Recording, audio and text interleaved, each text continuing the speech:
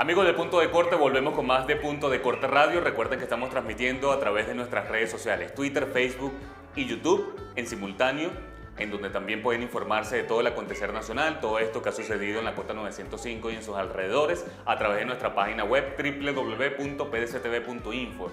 Allí en nuestras redes sociales estamos haciendo seguimiento minucioso y minuto a minuto de todo este suceso que continúa y que tras un despliegue policial de distintos cuerpos de seguridad del Estado ya han ingresado a las zonas de la Cota 905, han tomado algunos sectores y precisamente a raíz de esto se ha generado mucha incertidumbre en la población, sobre todo lo que tiene que ver con los derechos humanos.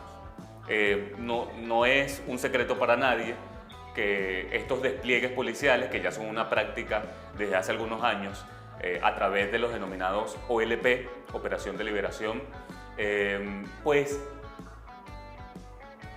muchas veces terminan siendo víctimas inocentes. Inocentes, a veces incluso menores de edad, que eso es importante mencionarlo. Y es precisamente lo que vamos nosotros a abordar a esta hora, ya cuando son las 10:05 de la mañana, con Carlos Trapani. Él es abogado, coordinador general de SECODAP, a quien le doy los buenos días y la bienvenida a Punto de Corte Radio. Carlos, ¿cómo estás? ¿Nos escuchas? Hola. Gracias a ti por atender nuestra llamada, Carlos.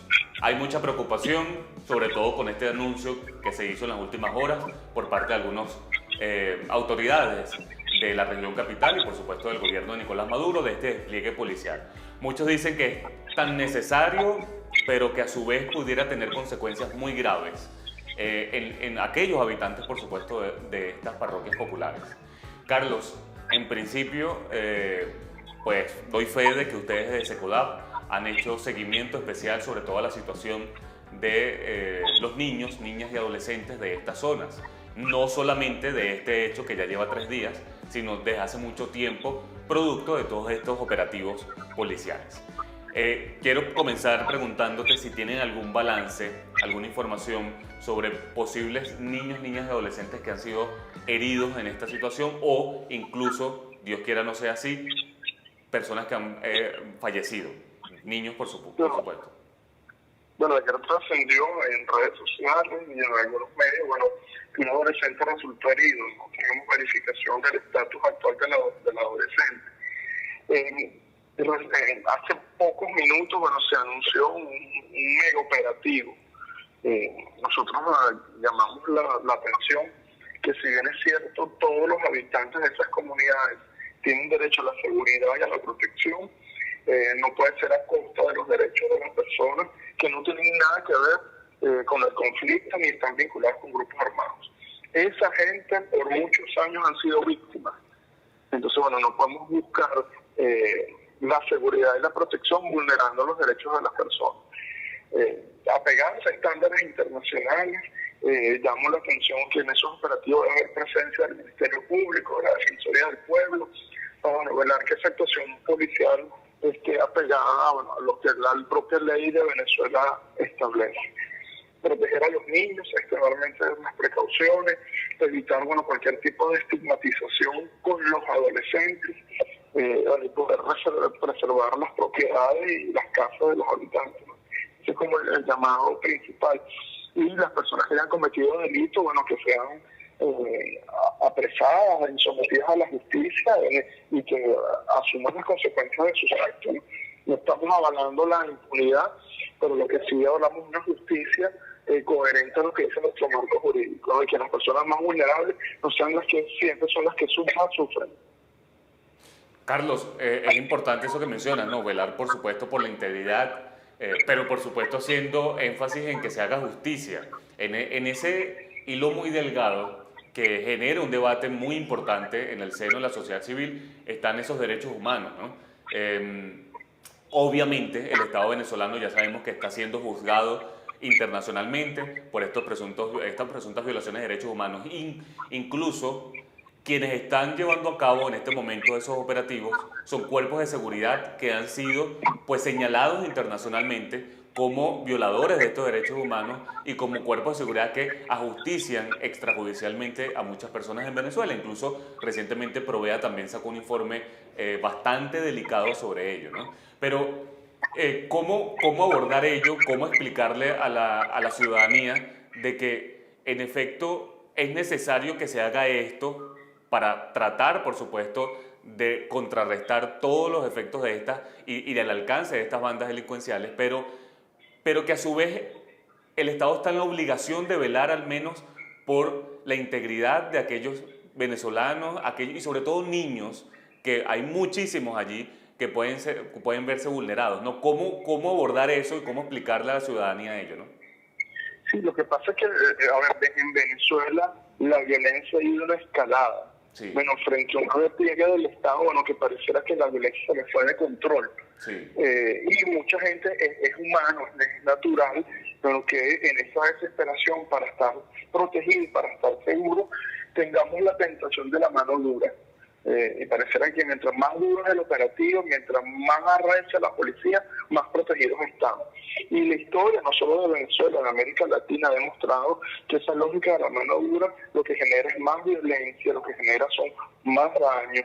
¿Tiene que haber un poder punitivo del Estado? Sí. ¿Tiene que haber una actuación firme del Estado? Sí. Pero eso no es un cheque en blanco, bueno, que permita hacer atrocidades, ¿no?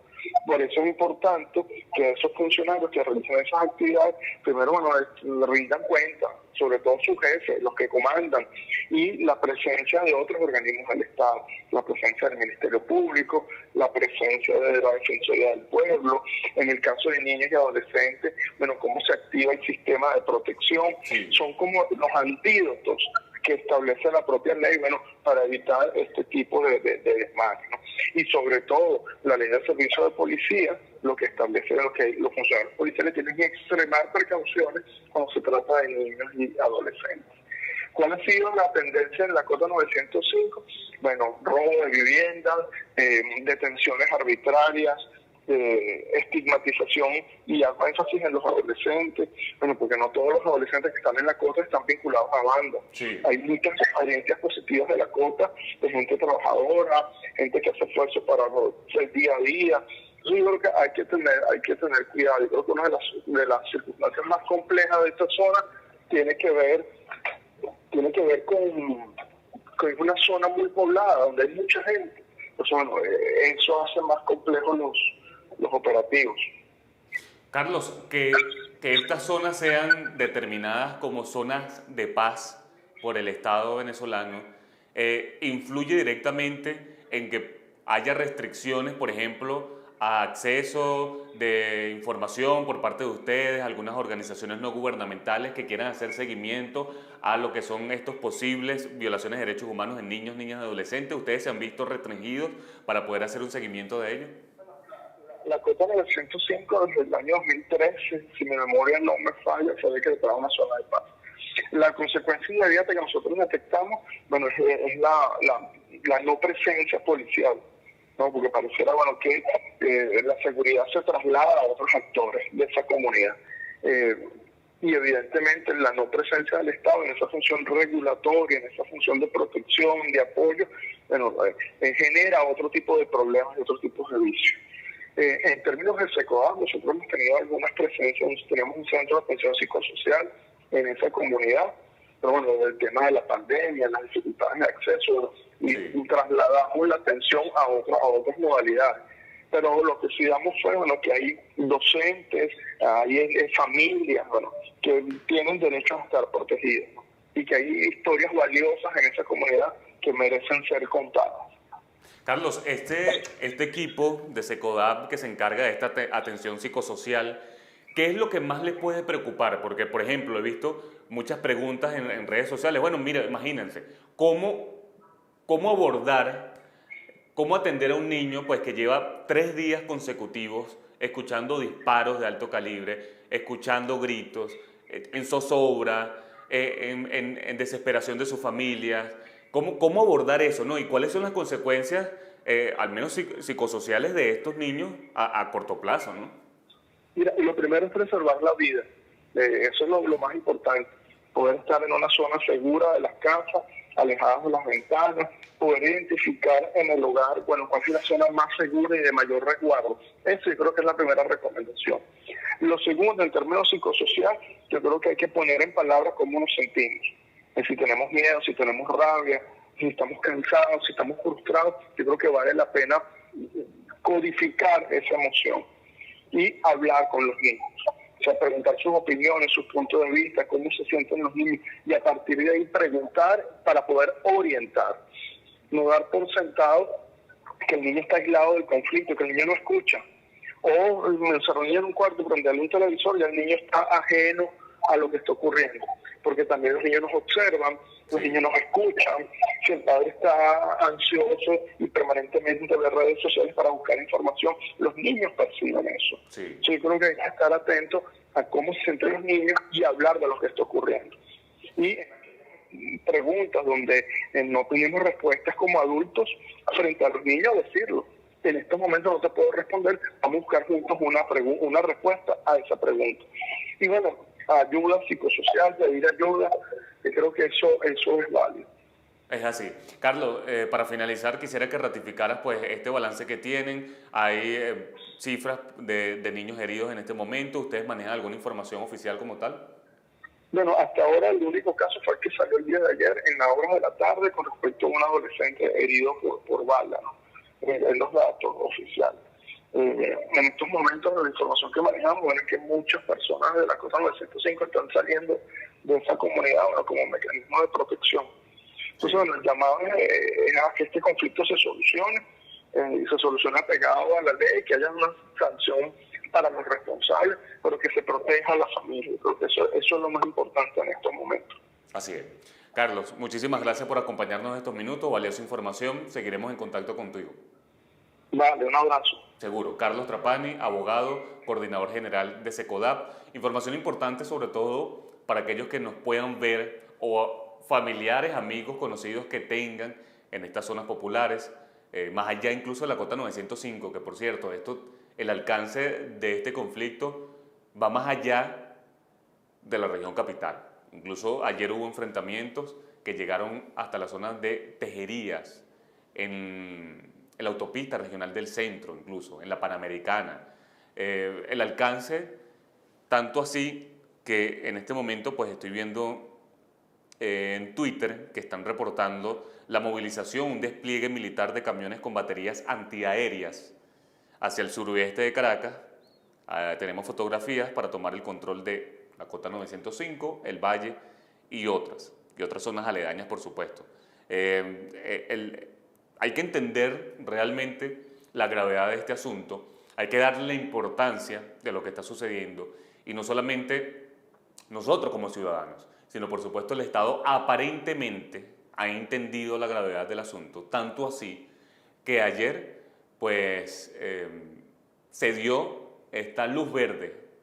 No sabemos desde qué nivel de la administración de Nicolás Maduro o si fue el propio Nicolás Maduro que dio esa luz verde para que estos cuerpos policiales pudieran ingresar a tratar de contrarrestar este conflicto que, como ayer conversamos con el sociólogo Samuel Pérez Hermida, fue un monstruo que ellos crearon y que se les fue de las manos. Esa es la realidad y no pueden taparla con un dedo. Esa es la realidad y nosotros lo hemos hablado aquí en Punto de Corte Radio. Interesante pues esta entrevista con Carlos Trapani, abogado, coordinador de SECODAP, donde pueden volverla a escuchar en nuestro canal de YouTube, Punto de Corte TV, va a estar reseñada en pocos minutos en nuestro portal www.pdctv.info. Vamos a hacer una pequeña pausa. Al regreso vamos a seguir analizando otras noticias desde el portal www.pdctv.info. No se aparten de nuestras redes sociales. Allí estamos colgando las imágenes y videos. También en Instagram, por cierto, Punto de Corte. Allí pueden ver todo ese material audiovisual de lo que sucede en la Cota 905 y con análisis interesantes también. Ya volvemos con más de Punto de Corte Radio.